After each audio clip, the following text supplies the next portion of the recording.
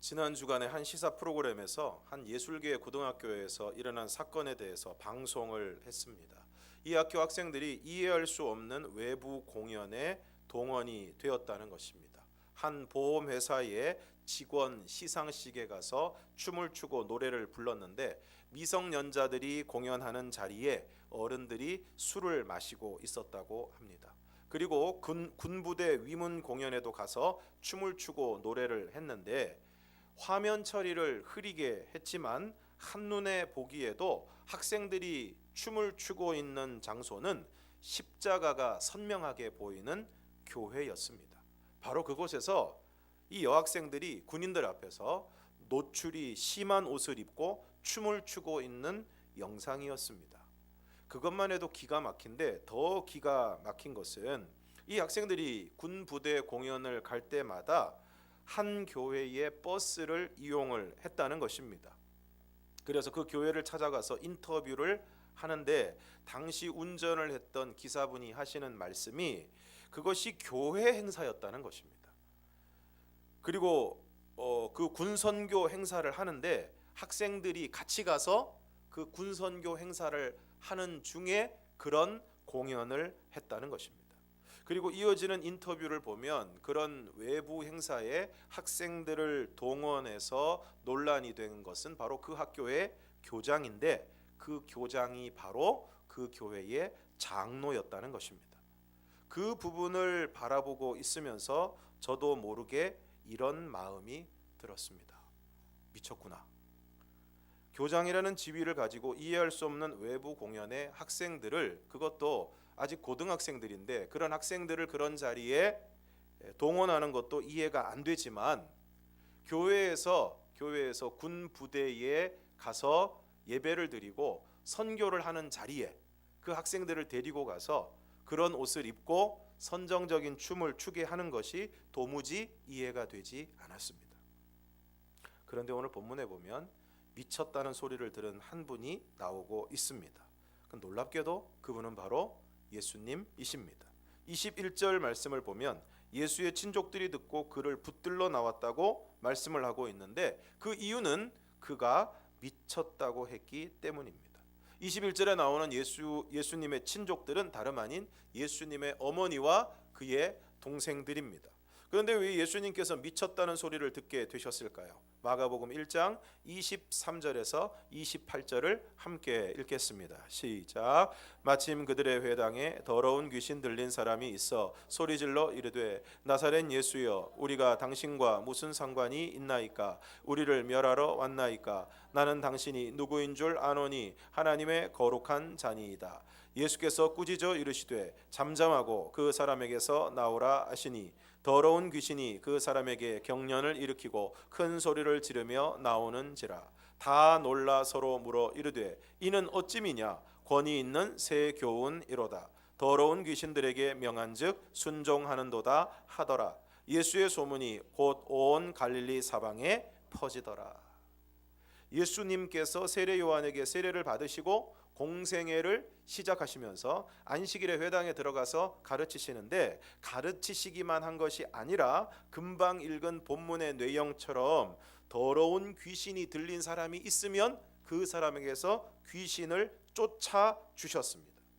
그래서 예수에 대한 소문이 퍼지기 시작하고 수많은 병자와 귀신 들린 사람들이 예수님에게 나오게 되는데 그렇게 계속해서 전도하시고 병자를 고치시고 귀신 들린 사람들에게서 귀신을 내어 쫓아 주셨습니다. 그런데 이러한 예수님이 무척 불편한 사람들이 있었습니다.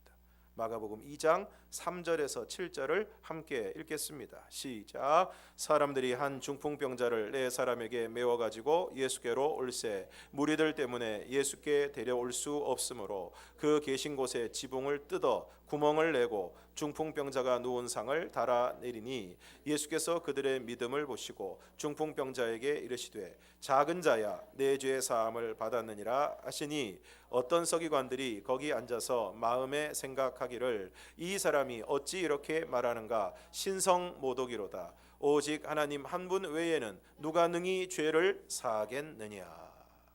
바로 우리가 지난 시간에 살펴본 것처럼 사람들이 중풍병자를 메워가지고 예수님에게 왔는데 들어갈 수 없으니까 지붕을 뜯고 상을 달아 내렸는데 예수님께서 그들의 믿음을 보시고 이렇게 말씀하십니다. 작은 자야, 내 죄 사함을 받았느니라. 그때 어떤 서기관들이 마음에 이렇게 생각을 합니다. 이 사람이 어떻게 이렇게 말하는가? 신성모독이로다. 오직 하나님 한 분 외에 누가 죄를 사하겠느냐? 그렇습니다. 죄를 사하실 수 있는 분은 오직 하나님 한 분이십니다. 그런데 갈릴리 나사렛 출신의 예수가 죄 사함을 받았다고 이야기를 하니까 신성모독이라고 한 것입니다. 이에 예수님께서 그들의 중심을 아시고 말씀하십니다. 9절과 10절을 함께 읽겠습니다. 시작. 중풍병자에게 내 죄 사함을 받았느니라 하는 말과 일어나 내 상을 가지고 걸어가라 하는 말 중에서 어느 것이 쉽겠느냐? 그러나 인자가 땅에서 죄를 사하는 권세가 있는 줄을 너희로 알게 하려 하노라 하시고. 예수님께서 그냥 중풍병자에게 너 이제 병이 나았다, 자리를 정리하고 집으로 가라, 이렇게 말씀하셔도 됐는데 왜 굳이 내 죄 사함을 받았다라고 말씀을 하신 것입니까? 그것은 말씀 그대로 예수님께서 이 땅에서 자기가 죄를 사하는 권세가 있다는 것을 사람들로 하여금 알게 하시기 위함이었습니다. 여기서 인자라는 호칭은 인류의 구원을 성취하실 메시아를 나타내는 호칭이고, 죄를 사하는 권세가 있다는 것은 지난 시간에 말씀드린 것처럼 예수님이 바로 하나님이시라는 것을 말씀하고 있는 것입니다. 또 지나가시다가 알페오의 아들 레위가 세관에 앉아 있는 것을 보시고 나를 따르라고 말씀을 하십니다. 레위는 당시 사람들에게 세금을 걷는 세리입니다. 그런데 예수님 당시의 세리는 이스라엘을 당시 다스리고 있던 로마 제국에 붙어서 자기 백성들에게 과도한 세금을 매기고 그 가운데서 로마에게 줘야 할 부분만 주고 나머지는 다 자기 주머니에 집어넣어서 배를 불렸던 아주 죄인 중에 죄인, 민족의 반역자였습니다. 놀랍게도 예수님께서 바로 그런 세리를 자신의 제자로 부르신 것입니다. 그리고 그의 집에서 식사를 하시게 되는데 당연하게도 세리의 친구는 세리이지 않겠습니까? 당연하게도 많은 세리와 죄인들이 예수님과 예수님의 제자들과 함께 식사를 하게 되었습니다. 이것을 보고 바리새인의 서기관들이 말합니다. 어찌하여 세리 및 죄인들과 함께 먹는가? 당시 그들이 가르치고 지키는 율법에 의하면 세리와 창녀를 비롯한 당시 죄인으로 지목된 사람들과는 상종하지 말아야 됩니다. 지나가다가 봐도 인사도 하지 말아야 되고 말도 섞지 말아야 되고 식사를 하는 것은 더더군다나 있을 수가 없는 일입니다. 만약에 여러분이 동네에 지나다니시는데 제가 우리 동네에 있는 막걸리 집에 앉아서 막걸리를 전부 다 그득하게 부어놓고 거기 앉아 있으면 여러분 어떠시겠습니까? 목사님이 왜 저러나 그러시지 않겠습니까? 약간 그런 분위기입니다. 그리고 서기관의 질문에 대해서 이렇게 대답을 하십니다. 2장 17절을 함께 읽겠습니다. 시작.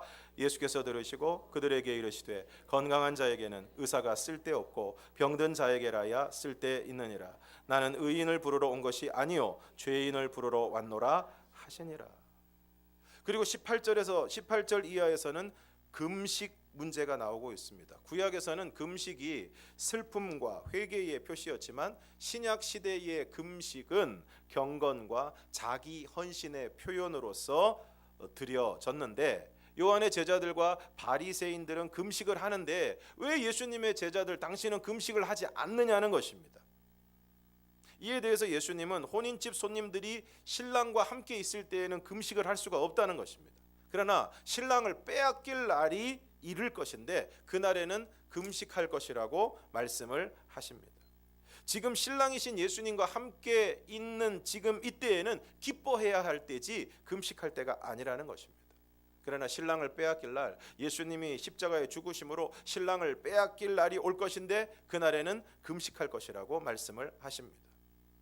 그리고 안식일에 예수님께서 밀밭 사이로 지나가시는데 제자들이 길을 열면서 이삭을 잘랐습니다. 그때 바리새인들이 또 말합니다. 저들이 어찌하여 안식일에 하지 못할 일을 하나이까? 여러분 어떻습니까? 이 정도면 짜증이 나지 않습니까?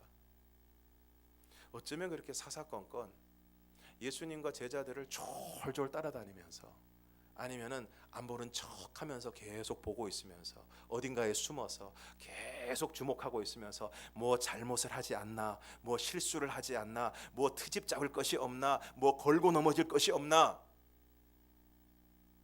지금 서기관과 바리새인들이 이런 짓을 하고 있습니다. 사울 왕이 자기보다 다윗이 백성들에게 인기를 얻고 백성들에게 신뢰를 얻으니까 사울 왕이 견디지 못하고 그 다윗을 죽이려고 합니다. 한 나라의 왕이 일개한 백성을 죽이기 위해서, 잡기 위해서 무려 10년 이상을 쫓아다닙니다. 오늘 서기관과 바리새인들도 예수님 어떻게 하든지 걸고 넘어지려고, 어떻게 하든지 잘못을 끄집어내려고, 어떻게 하든지 트집을 잡으려고 계속 따라다니면서, 계속 바라보면서 사사건건 예수님에게 문제 제기를 하고 있는 것을 볼 수 있습니다. 이에 대해서 예수님은 아비아달 대제사장 때에 다윗과 그와 함께한 사람들이 진설병을 먹은 사건을 말씀하시면서 이렇게 말씀하십니다. 인자는 안식일에도 주인이니라. 그리고 다시 회당에 들어가셨는데 한쪽 손 마른 사람이 있었습니다. 사람들이 예수님을 고발하기 위해서 안식일에 예수님이 병을 고치시나 안 고치시나 주시하고 있습니다. 그러니까 이 사람들이 예수님을 졸졸 따라다니면서 뭘 트집 잡을 것이 없나, 정죄할 것이 없나 계속 주목하고 있는 것입니다. 그때 예수님께서 손 마른 사람을 한가운데 일어서라고 하십니다. 그리고 말씀하십니다. 4절을 함께 읽겠습니다. 시작. 그들에게 이르시되 안식일에 선을 행하는 것과 악을 행하는 것, 생명을 구하는 것과 죽이는 것 어느 것이 옳으냐 하시니 그들이 잠잠하거늘. 지금 안식일에 병 고치나 안 고치나 보고 있습니다. 고치기만 해 봐라, 그냥 내 가만두지 않으리라 이러면서 보고 있습니다. 저 같으면은 그런 분위기면 그날은 안 고치든가, 아니면 고쳐주더라도 사람들 다 가고 난 다음에 잠깐 남으라고 해서 고쳐줄 것입니다. 예수님 그렇게 하지 않으셨습니다. 그들에게 도전하십니다.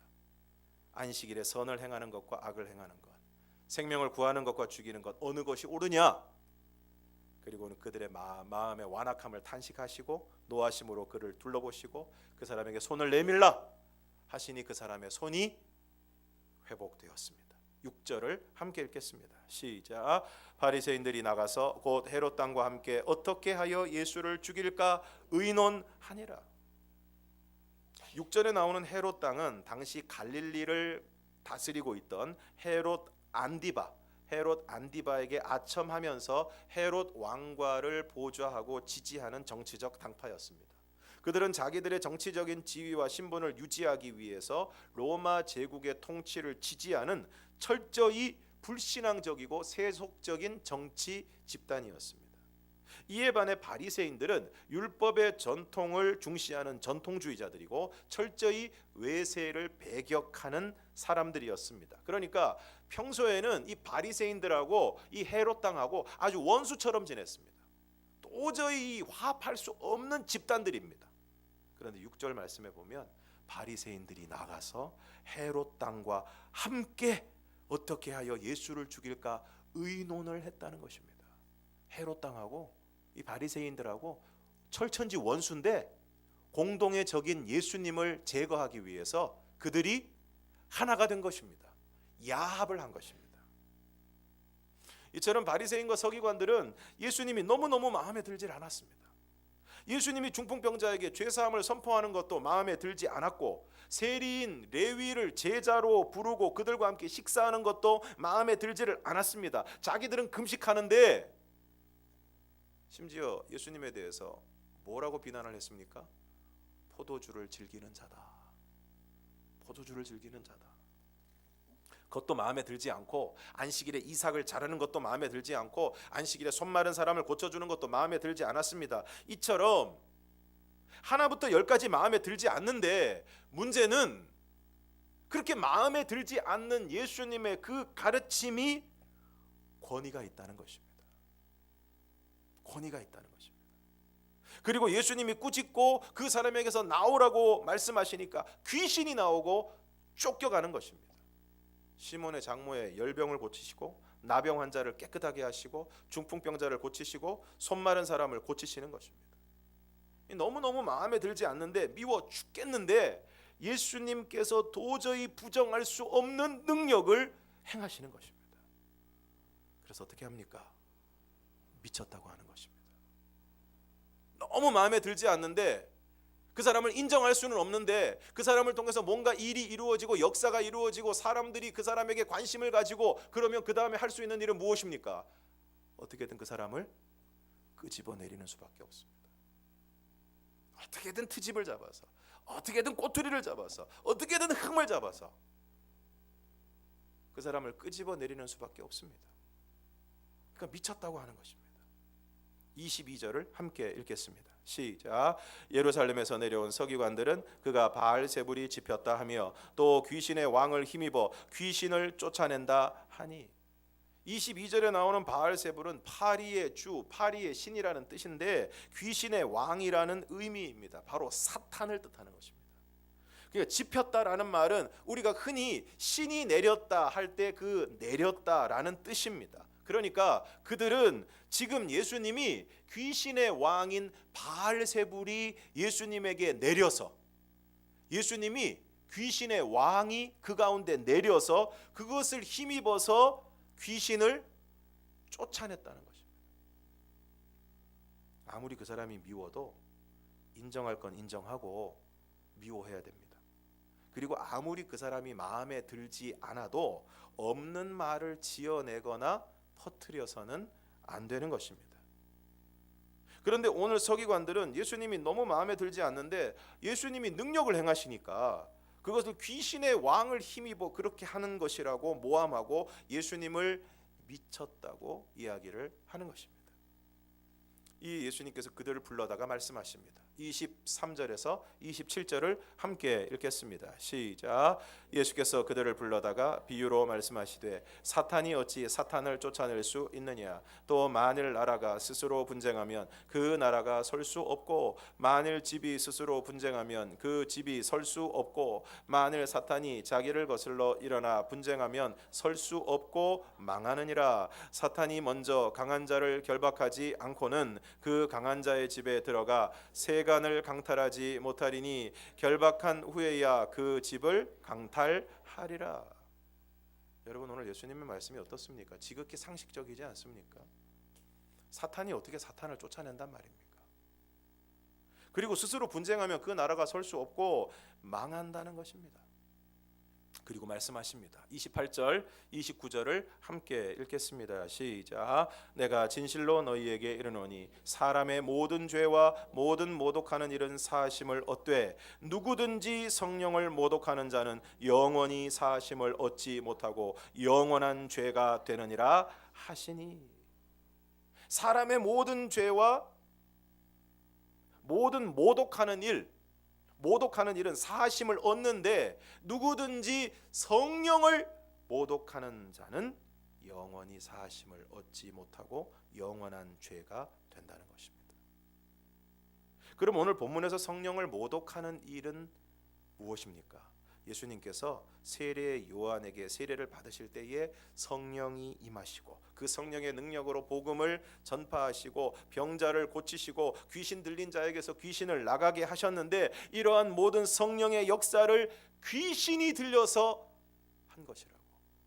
귀신의 왕이 집혀서 귀신의 왕의 힘을 빌어서 그렇게 한 것이라고 이야기함으로써 그야말로 그 모든 역사를 행하신 성령님을 대놓고 모독을 한 것입니다.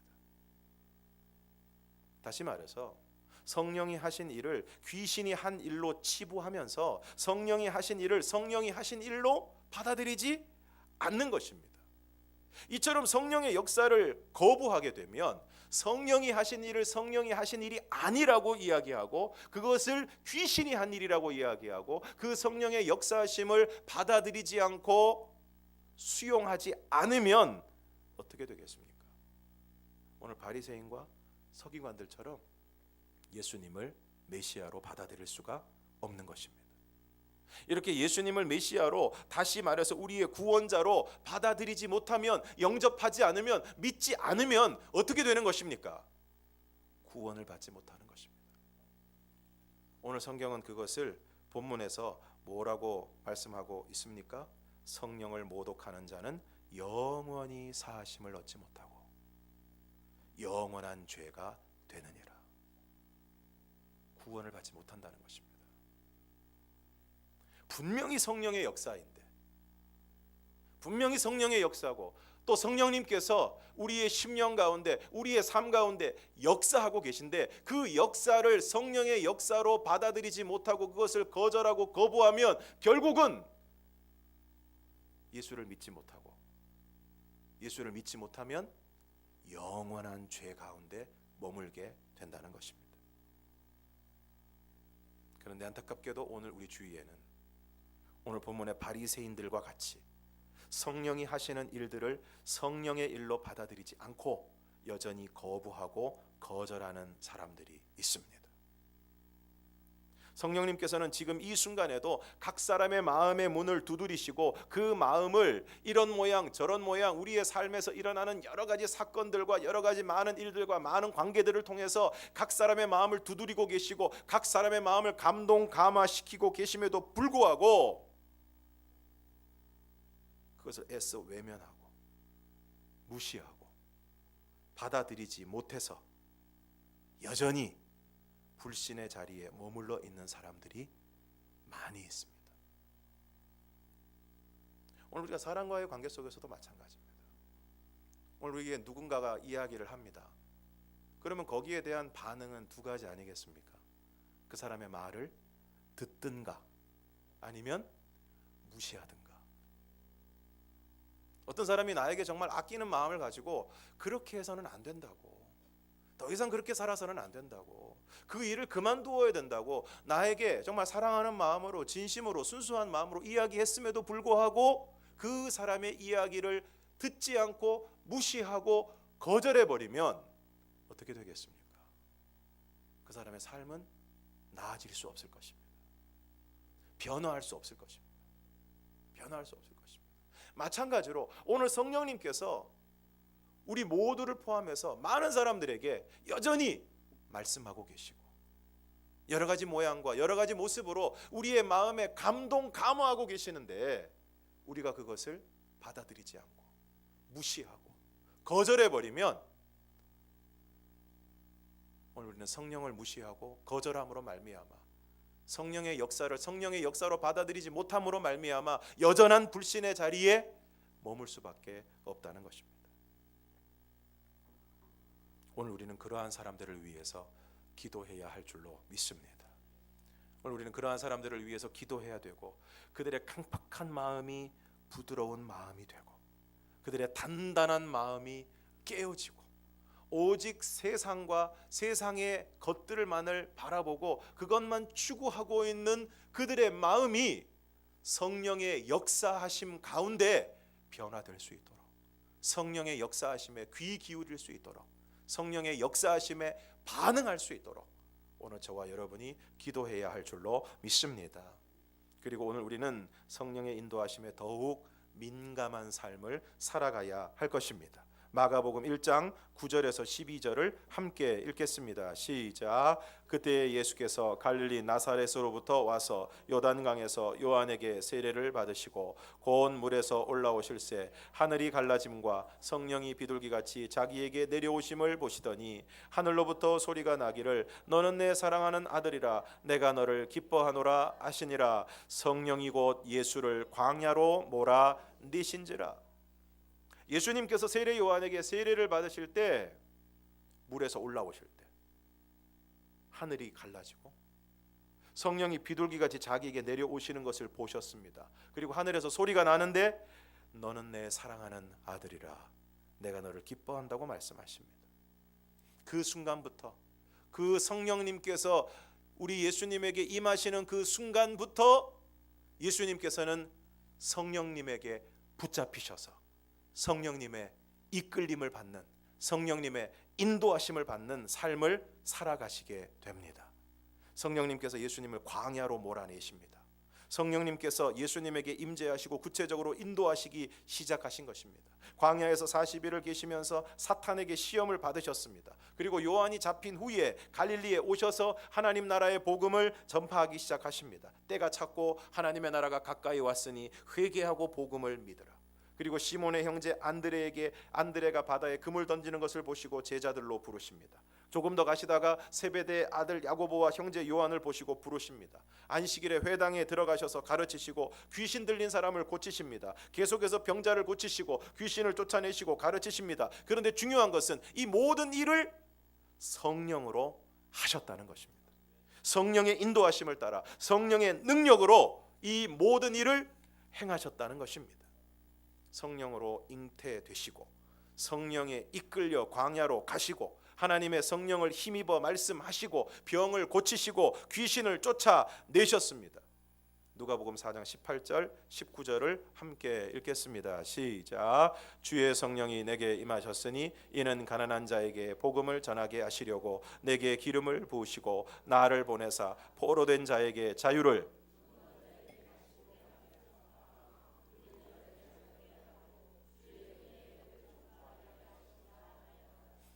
서기관들은 예수님에게 귀신, 그것도 귀신의 왕이 집혔다, 귀신의 왕이 임해서 저러는 거다 했지만 예수님에게는 주의 성령이 임하셨습니다. 그리고 온전히 성령의 인도하심을 따라 철저히 성령님께 이끌리는 삶을 살아가셨습니다. 저는 오늘 저와 여러분에게 예수님이 그러하셨던 것처럼 오늘 저와 여러분에게도 성령이 임하시고 성령으로 충만하게 되고 오늘 저와 여러분이 철저히 성령님에게 이끌림을 받는 삶을 살아갈 수 있기를 주님의 이름으로 축원합니다. 예수님께서 이처럼 성령이 임하시고 성령에 사로잡히셔서 성령께서 이끄시는 대로 행하시고 살아가셨을 때 예수님을 통하여 권위 있는 말씀이 선포되었고 예수님을 통하여 능력이 나타나게 되었고 그 모든 생애를 통하여 범죄한 인간들을 구원하시고자 하는 하나님의 뜻이 성취되었습니다. 사랑하는 성도 여러분, 오늘 여러분은 무엇으로 가득 차 있으십니까? 혹시 그것이 욕심입니까? 혹시 세상적인 추구입니까? 혹시 누군가에 대한 미움입니까? 시기와 질투입니까? 믿는다고 하는데 실제로는 세상적인 것으로 우리의 마음이 가득 차 있지는 않습니까? 입으로는 예수 예수 하면서 사실 들여다보면 실제로는 우리의 마음속에 세상이 가득 차 있지 않습니까? 천국 하는데 사실 속을 들여다보면 여전히 세상 하고 있지는 않습니까? 여러 가지 삶의 상황들로 인해서 두려움과 불안, 걱정과 염려로 우리의 마음이 가득 차 있지는 않습니까? 성령으로 충만해야 될 우리의 마음이, 우리의 심령이 세상의 더러운 것들로, 쓰레기 같은 것들로 가득 차 있지는 않습니까? 오늘 여러분의 머릿속에, 여러분의 휴대폰 안에, 여러분의 컴퓨터 안에, 여러분의 책상 서랍 안에 무엇이 들어 있습니까?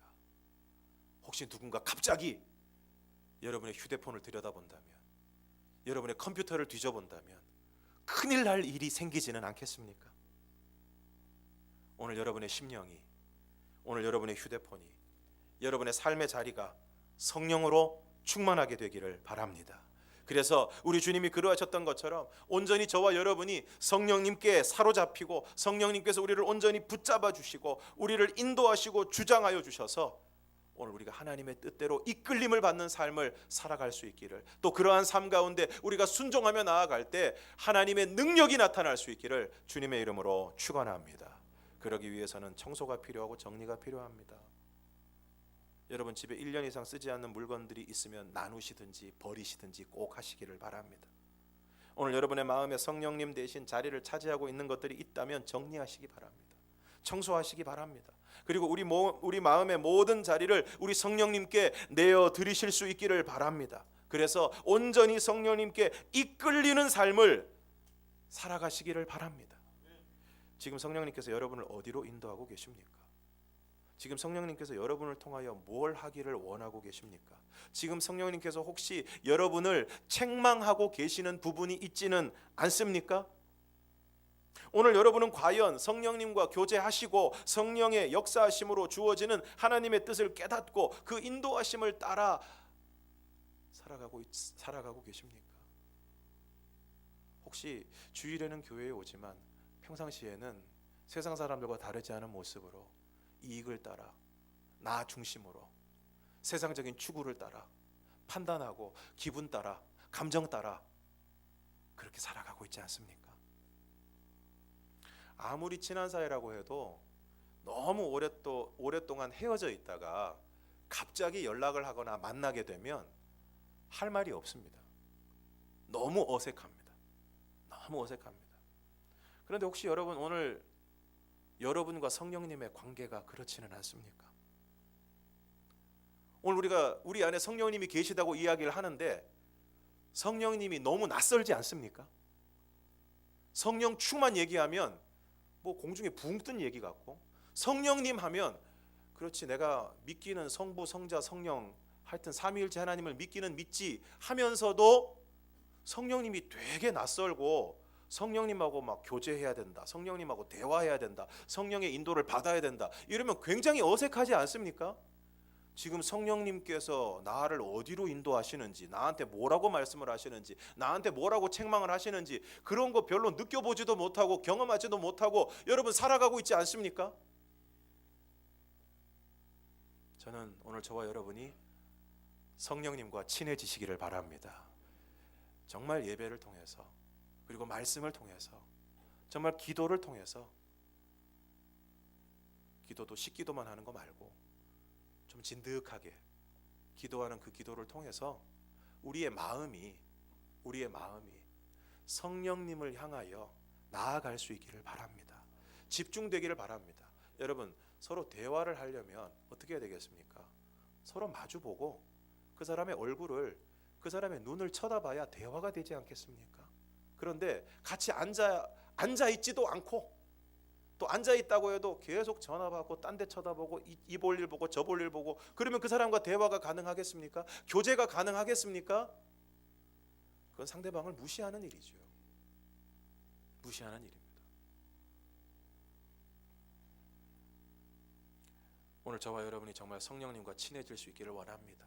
이 예배 시간을 통해서, 또 여러분들이 말씀을 보는 것을 통해서, 그 말씀을 통해서, 또 기도하는 그 시간을 통해서 정말 우리 성령님께 우리의 마음을 집중하고 성령님께 우리의 마음을 내어드리고, 그래서 성령님과 친해지고 성령님과 가까워지고 성령님과 대화하고, 그래서 성령님께서 우리를 붙잡으시고 성령님께서 우리를 인도하시는 은혜가 있기를 주님의 이름으로 축원합니다. 예수님이 귀신이 들렸다고 하니까 예수님의 어머니와 동생들이 예수님을 데리러 왔습니다.